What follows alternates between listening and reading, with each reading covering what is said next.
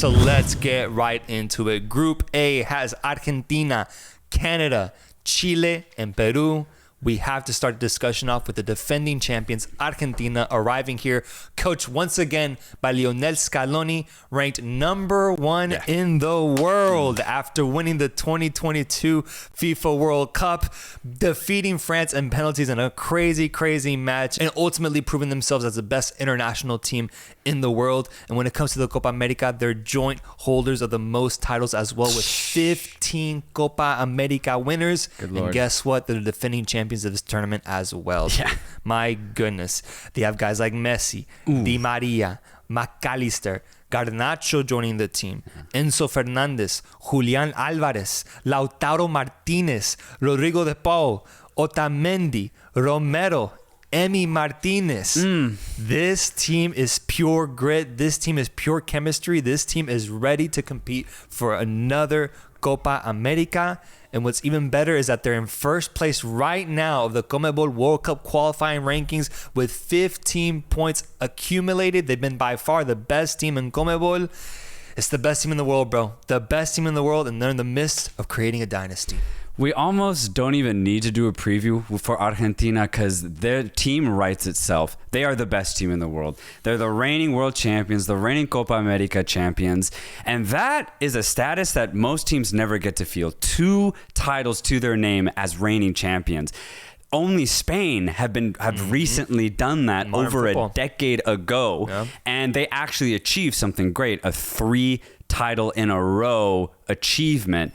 That's something that's on the plate for Argentina in this tournament. But I mean, dude, you just listed the players that start for Argentina. They're one of the best in their positions, not just in the Americas, but in the world. And when you look at the rest of the squad, it's so stacked. It's so deep. For every starting player, there is a backup ready to come on and make an impact. There's 2 A teams for Argentina, and both teams could honestly probably win this tournament. They are that talented. They are that stacked. We've seen how adaptive Scaloni can be to win a tournament. This team is so well-rounded, bro. It's the perfect blend of aggression, flair, passion, and technique. And then, of course, you have the GOAT. You have the GOAT in Lionel Messi, who's still playing at an incredibly high level. And he's shifted his game so well as he's gotten older. Much more of a playmaker now, but he still has the ability to score off of a set piece, to wriggle between 2 or 3 defenders and somehow get a shot off. He has the vision of some of the best playmakers in the world still. And of course, he still has the technique to pull all of these crazy things off.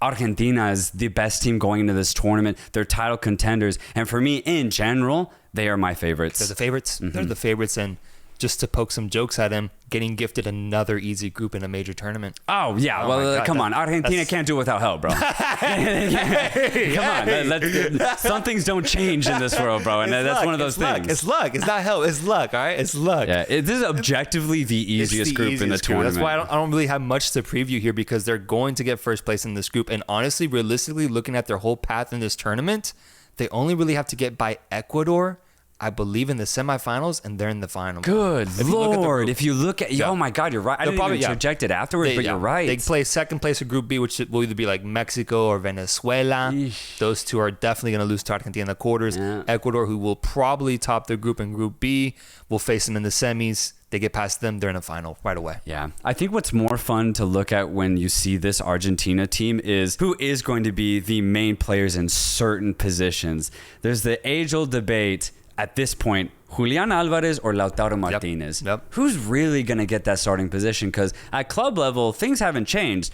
Alvarez still is the kind of like super sub at Manchester City, and Martinez is the guy, the goal scorer in Serie A. But we saw at the World Cup, it was actually Alvarez who ended up being the better option at the number 9 position. I wonder what's going to happen. I wonder if Scaloni's going to try and tweak it, or if he's going to go with Alvarez first off. That's going to be something to look for.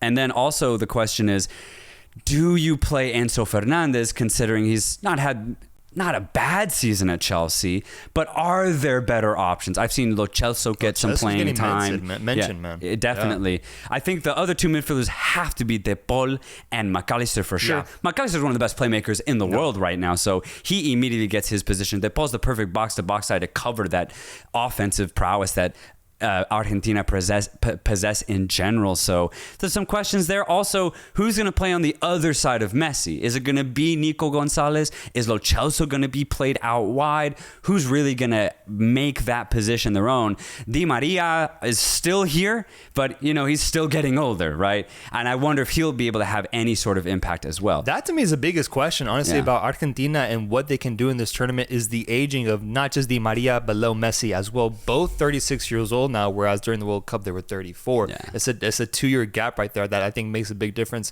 Leo has 12 goals, 9 assists in the MLS right now. He's leading the league in goals and assist contributions. Damn. And Di Maria had a good year with Benfica, getting 9 goals and 10 assists. So they still have it. I think in a knockout format tournament, I do think that plays into their age. You just got to go off for 7 games and you get yourself a trophy. But that's something to watch because they were both pivotal in their run during the World Cup. Pivotal, bro. Obviously, Messi makes sense, but Di Maria is just as big in big games as well, scoring in the final. Like, he is such a big game player.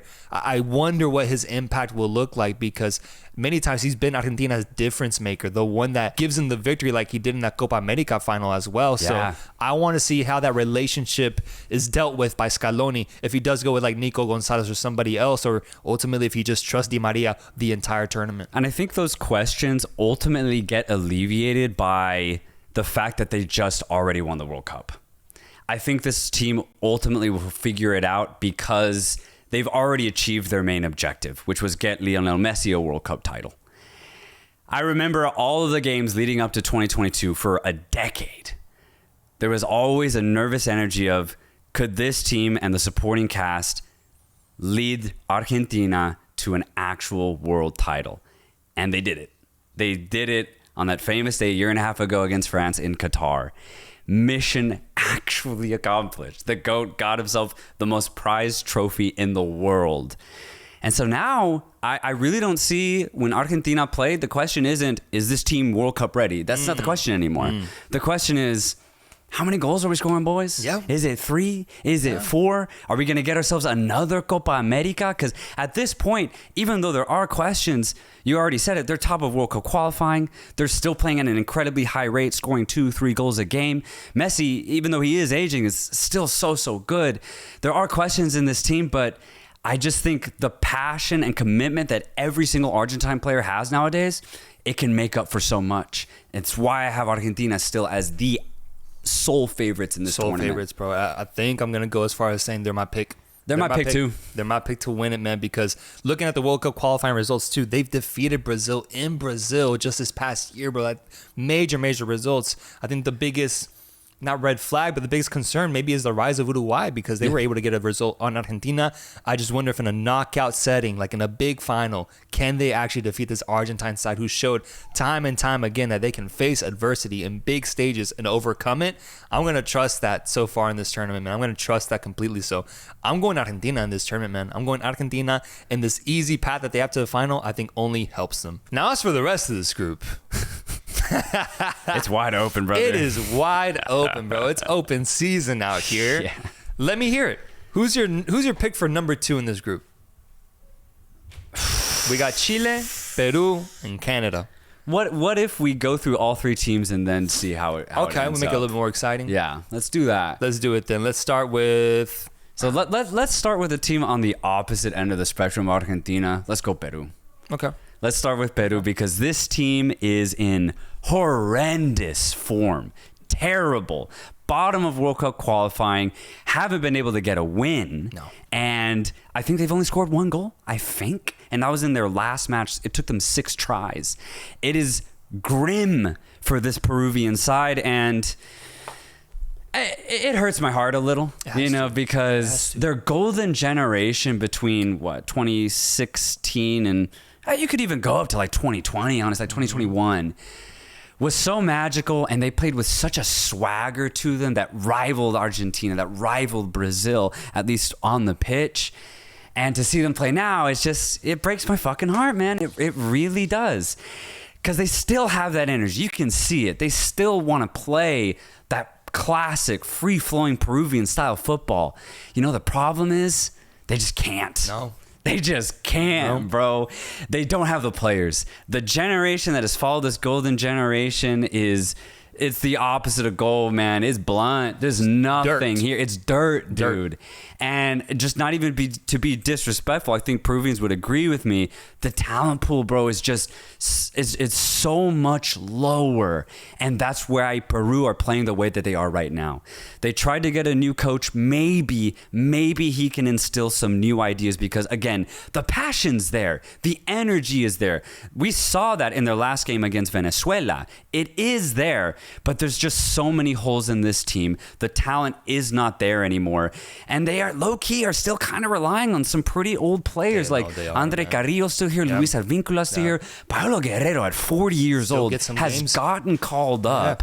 And he probably will come off the bench in this game or in this tournament. So I'm just saying it's just not looking good for Peru. And I just don't think there's any hope right now. I don't know how else to put this, bro. Not looking good.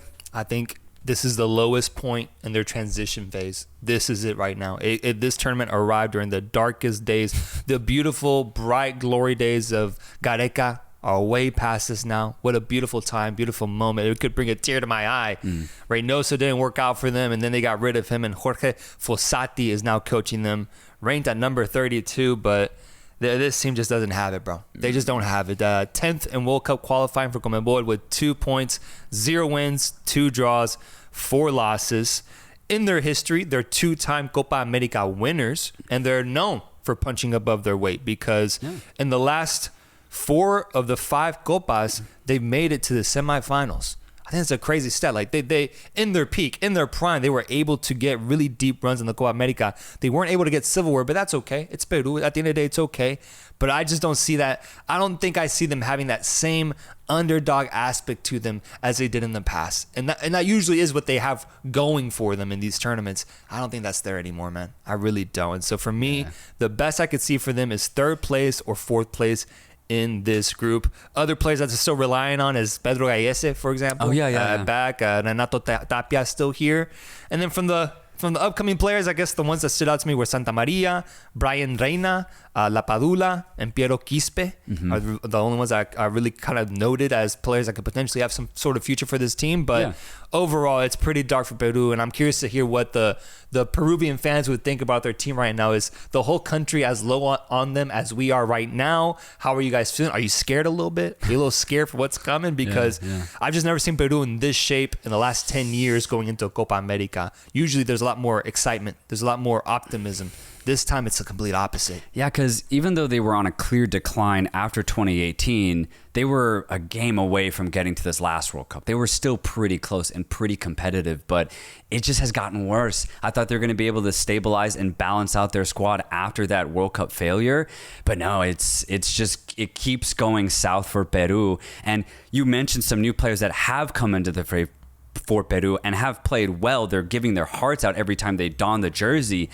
It's just not enough. And if that's the problem, then I think you just have to have a reality check, completely push the reset button, and try and figure this out. Because obviously the way that Peru have been playing, nothing's working. So this is an opportunity for the players at this tournament and for the coach to just be like, all right, guys, like, let's just try something. Pressure. Maybe we go pure defense, right? Maybe we go less on the attack, or maybe we just go full faith in the new guys. There's a lot of opportunity here for Peru, but there's zero expectation.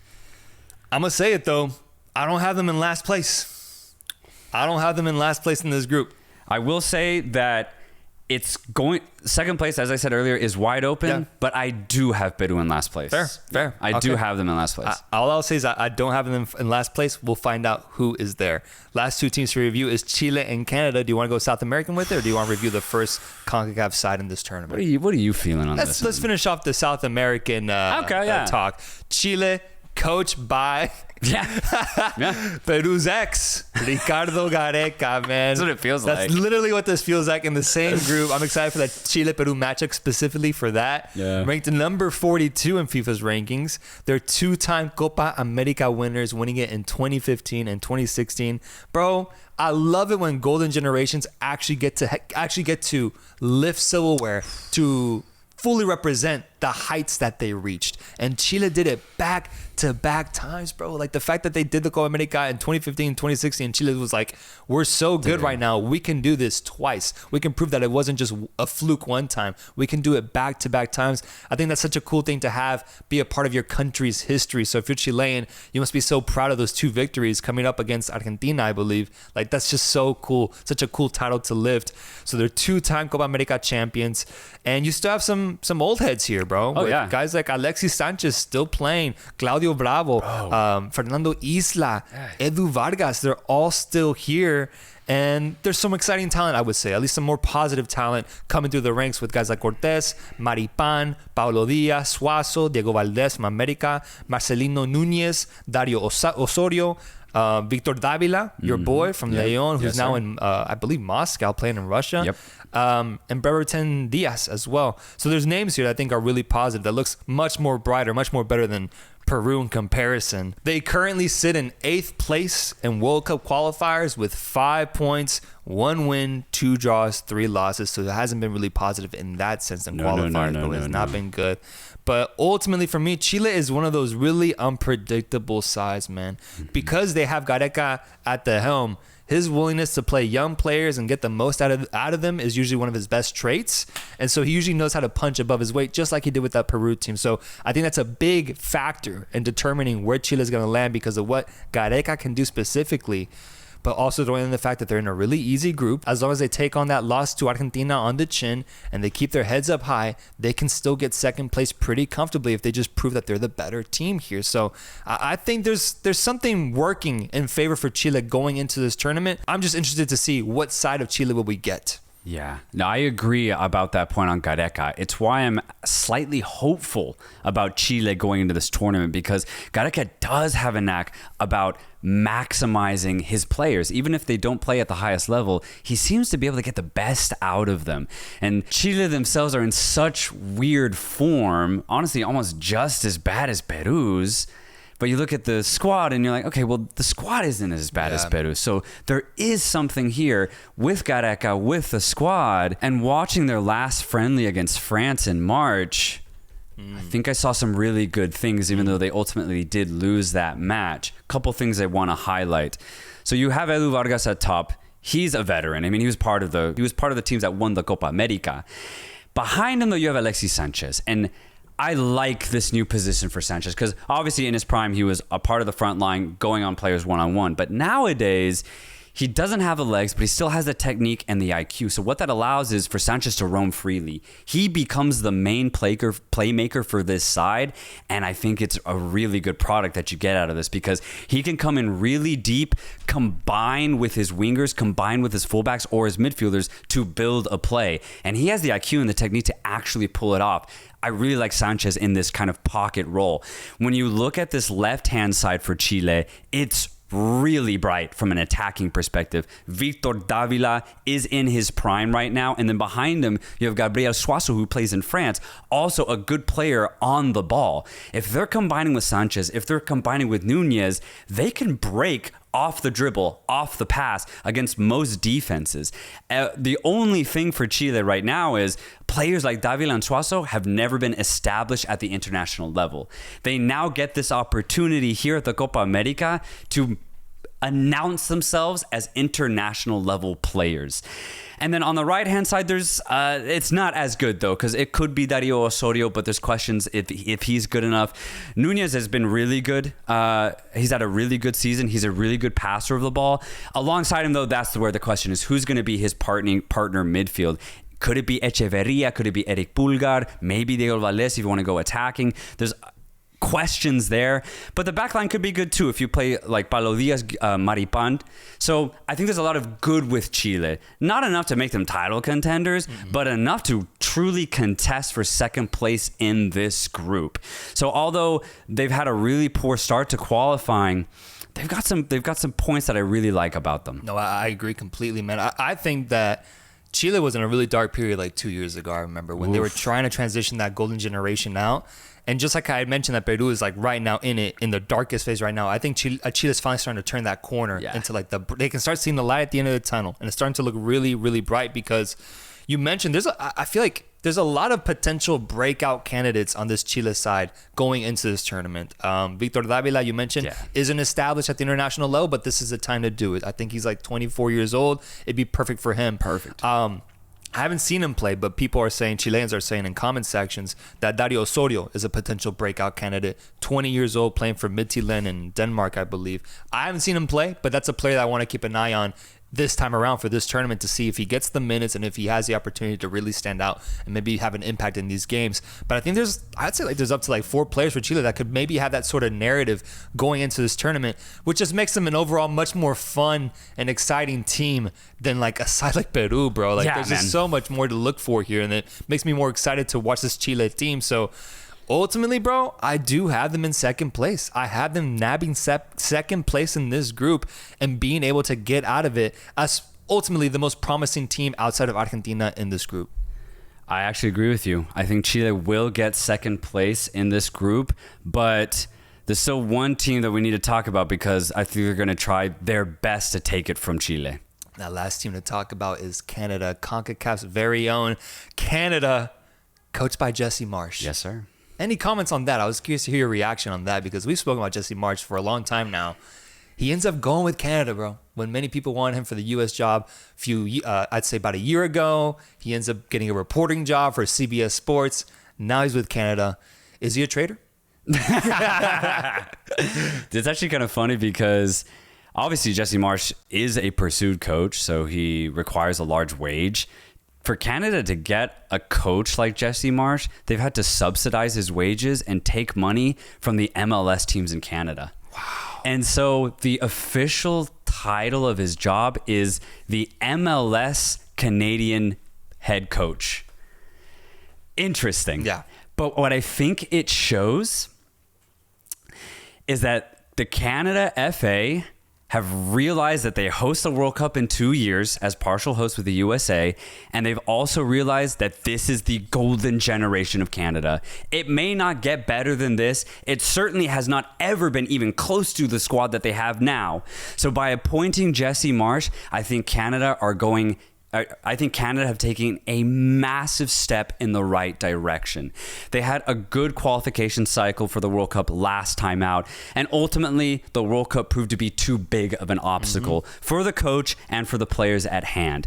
I think Jesse Marsch is the best CONCACAF coach that there is over the last 5 to 6 years. He's played at really big clubs. Sure, it hasn't ultimately worked out, but we see that he plays a very offensive style of football. He likes his players to be very aggressive, and I think it truly suits the player personnel that Canada already have. I think this is a brilliant appointment, and again, it shows that ambition that Canada need to have if they want to have a successful World Cup. This is the perfect dress rehearsal, right? Jesse Marsch has barely had any time with this squad, but given the talent that they do have, there's something here. There's something here. And I know the results have been really bad for Canada. Oof. It's actually been atrociously bad. They completely lost themselves after the World Cup. But the talent is too good. It's too good to be this bad. I think Jesse Marsch can turn things around for Canada. Hey, put some respect on Javier Aguirre's name, man. I'd say in the past 5 years, he's been the best CONCACAF coach.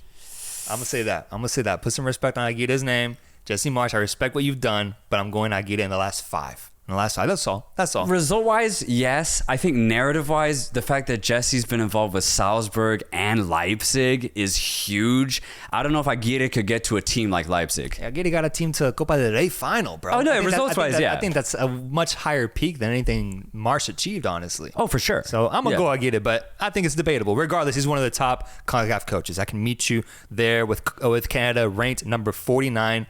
Copa America debutants. Yes. The first time competing in this tournament, hosting it as well. They defeated Trinidad and Tobago to qualify to the Copa America. And yes, they have the names. Alphonso Davies, Jonathan David, both having really good seasons once again at the domestic level.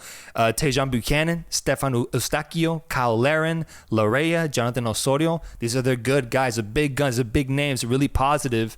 And it's interesting because the biggest question for Canada is, are they good enough to defeat Chile and Peru? I think on paper, they are. They're able to play up to that level.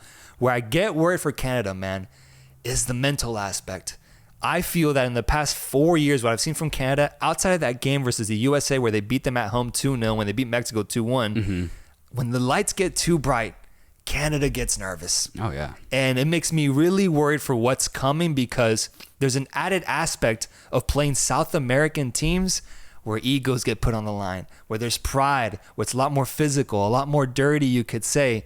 I get worried for Canada's appearance in this tournament, man, because when those lights are really notable, especially in the Canada-Peru matchup, which I actually think will be very huge, they have to win that game. That game's going to be a banger. It's going to be a banger, It's bro. going to be a banger. But that's a game they have to win. I don't know if I can trust them to get that result. They haven't had a notable win since defeating Panama 2-0 in the CONCACAF Nations League semifinals last year. Yeah. Since then, bro, it's been pretty bad. The results have been pretty bad. And even just a couple of days ago, getting killed by the Netherlands 4-0. That was a different result, though. That was different. I know, but still, bro, it just isn't looking good for them going into this tournament, in my opinion.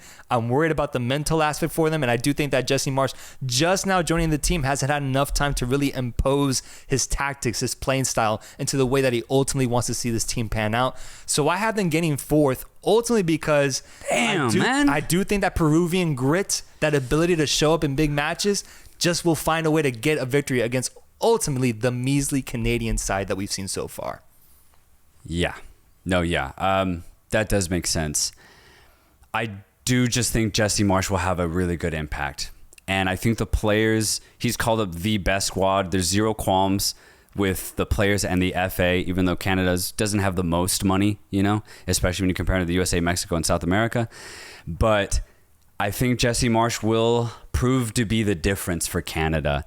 And when you have players like Alphonso Davies, Jonathan David, Stefan Eustachio, Ismael Kone, by the way, who has a brilliant season in the championship this year. When you have those type of players, they can beat Peru. I have Canada finishing in third. That's the thing, though. You would think that if they're able to beat Peru, they have to be good enough to beat Chile then. Oh, and then they are. They are. I say if they don't get last, then they got to get second. I can't accept third place. I like that. I like that. With this Canadian team. I like that. The thing is that I have it 50-50 for second place. Okay. I'm saying, okay, how about 51-49, right? So I have 51 why I have Chile in second place, but I have Canada right there. Yeah. But ultimately, I'm picking Argentina and Chile to go through. Won't be surprised if Canada figure it out right now.